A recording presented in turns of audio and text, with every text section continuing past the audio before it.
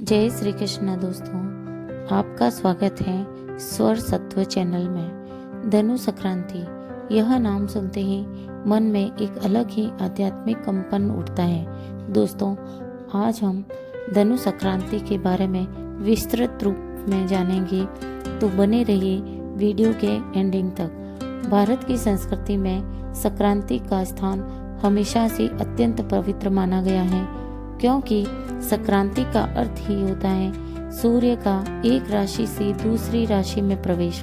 लेकिन धनु संक्रांति का महत्व, इसकी दिव्यता, इसकी आध्यात्मिक चमक कुछ अलग ही है।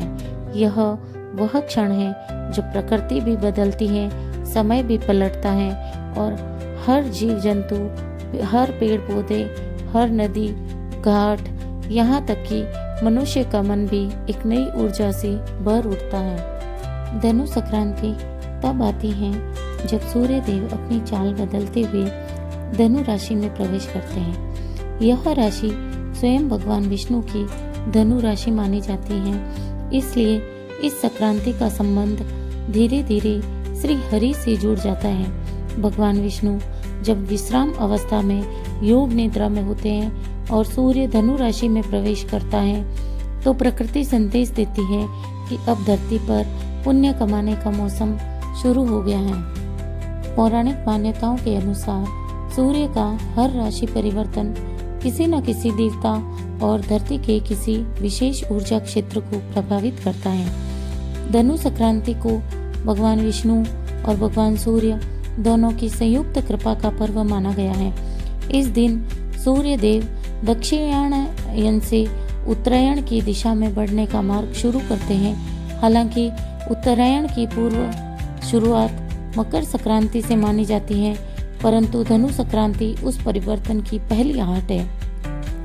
किंवदंती है कि इसी समय देवताओं की शक्तियां बढ़ने लगती हैं। यह समय असुर शक्तियों पर देव शक्ति के बढ़ते प्रभाव का संकेत माना जाता है। पौराणिक कथाओं में ऐसा आता है कि जब सूर्य देव धनु राशि में प्रवेश करते हैं तो देवगण प्रसन्न हो जाते हैं और वे तीनों लोकों में पवित्रता और ऊर्जावान प्रकाश का संचार करते हैं। यही कारण है कि धनु संक्रांति के दिन प्रातःकाल स्नान और दान को अत्यंत पुण्यकारी माना गया है। धनु संक्रांति भारत के कई राज्यों में अलग अलग नामों से मनाई जाती है। कहीं इसे धनु संक्रांत, कहीं धनु यात्रा, कहीं पुष्य स्नान और कहीं इसे स्थानीय कृषि आधारित नामों से जाना जाता है। यह पर्व शीत ऋतु के मध्य में आता है, जब ठंडी हवाएं पूरे वातावरण को शांत कर देती हैं और मनुष्य, पशु पक्षी सब अपनी ऊर्जा को संभाले रहते हैं। दोस्तों, आइए जानते हैं धनु संक्रांति और श्री जगन्नाथ मंदिर की पवित्र परंपरा। उड़ीसा के प्रसिद्ध जगन्नाथ मंदिर में धनु संक्रांति का उत्सव लगभग 1 महीने तक चलता है। इसे धनु यात्रा कहा जाता है, जो पूरे भारत में अपनी अनोखी परंपराओं के कारण प्रसिद्ध है।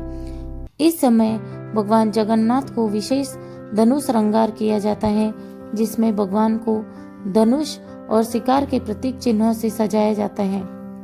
यह व्यवस्था भगवान के बल और संरक्षण के अर्थ को दर्शाती है। यह उत्सव कृष्ण बलराम के बाल स्वरूप और राक्षस कंस के प्रसंगों पर आधारित होता है। यहाँ पूरा शहर एक विशाल जीवंत नाटक का रूप ले लेता है। यह परंपरा हजारों वर्षों से चली आ रही है और इसे पवित्र मान्यताओं में गिना जाता है। बहुत समय पुरानी बात है दोस्तों, उस समय गांव का एक गरीब लड़का था, देवा। देवा बचपन से ही एक साधु को मानता था। लोगों ने 1000 बार मना किया कि उस साधु के पास मत जाना, वह इस लोक का नहीं है, पर देवा को विश्वास था, जो दिखता नहीं वही तो असली सत्य होता है। धनु संक्रांति की उसी रात देवा धीरे धीरे साधु के पास पहुंचा। तेज हवा के बीच साधु बिल्कुल शांत बैठा था, जैसे तूफान भी उसके आगे सिर झुका रहा हो। देवा ने कांपती आवाज में पूछा, बाबा, यह रात इतनी अलग क्यों लगती है? साधु मुस्कुराए और बोले, बेटा, यह रात साधारण नहीं होती। आज सूर्य देव का रूप बदलता है, आज धरती की किस्मत जागती है, आज देवताओं का मार्ग खुलता है और आज मनुष्य को उतना पुण्य मिलता है जितना 100 यज्ञ करने पर भी नहीं मिलता, क्योंकि आज की रात धनु संक्रांति की रात है। देवा ने पूछा, बाबा आप हर साल इसी रात क्यों आते हो? साधु ने आसमान की ओर इशारा किया, क्योंकि आज का समय सर्वोच्च है। आज प्रकृति का हर तत्व जागता है। आज भूमि, आकाश, जल, वायु, अग्नि सबकी शक्तियां एक जगह इकट्ठी होती हैं और जो इस रात को जागता है वह जीवन भर सोने की तरह चमकता है। देवा आश्चर्य से साधु को देखता रहा। तभी साधु ने देवा को एक छोटा सा दीपक दिया, एक ऐसा दीपक जिसकी लौ बिना तेल घी के जल रही थी। देवा ने घबरा कर पूछा, ये कैसे जल रहा है बाबा? साधु रहस्यमय स्वर में बोले, यह दीपक धनु संक्रांति के सूर्य का है। यह तब तक जलता रहेगा जब तक तुम्हारे मन में अंधेरा है। जैसे ही तुम जाग जाओगे दीपक खुद ही बुझ जाएगा। साधु ने देवा को पृथ्वी और सूर्य का दिव्य रहस्य समझाना शुरू किया। बेटा, हर महीने सूर्य एक राशि में आता है, पर जब सूर्य धनु राशि में प्रवेश करता है तो पूरा ब्रह्मांड बदल जाता है। यह प्रकृति का ऐसा पल है जब देवत्व का द्वार खुलता है, देवताओं की ऊर्जा धरती पर उतरती है। मनुष्य के कर्म कई गुना फल देते हैं, तपस्या सफल होती है, दान का फल अनंत हो जाता है और मन के भीतर छुपा अंधेरा टूटने लगता है। देवा ध्यान से सुन रहा था।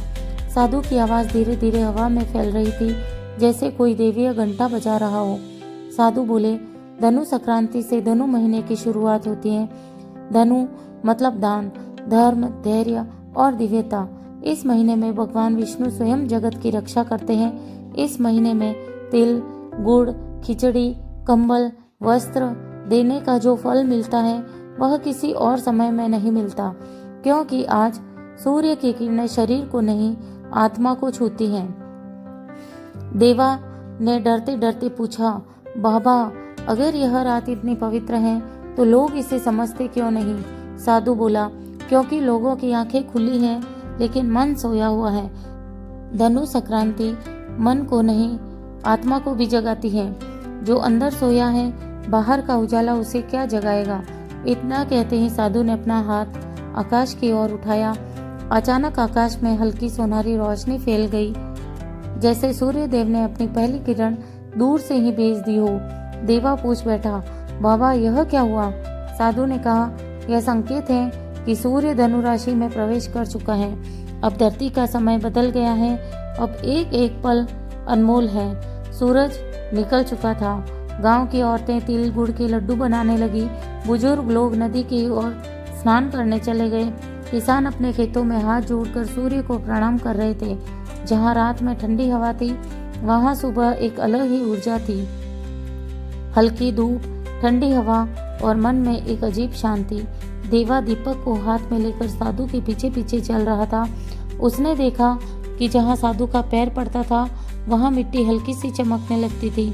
देवा ने पूछा, बाबा यह कैसा चमत्कार है? साधु बोले, यह चमत्कार नहीं, यह धनु संक्रांति की शक्ति है। इस समय धरती की मिट्टी भी सोने से कम नहीं। इस समय स्नान, ध्यान, जप, दान सारी चीजें अनंत गुणा फल देती हैं। साधु बोले, देवा आज इस गांव को जगाने का समय है। धनु संक्रांति केवल पूजा का दिन नहीं, यह जीवन बदलने का दिन है।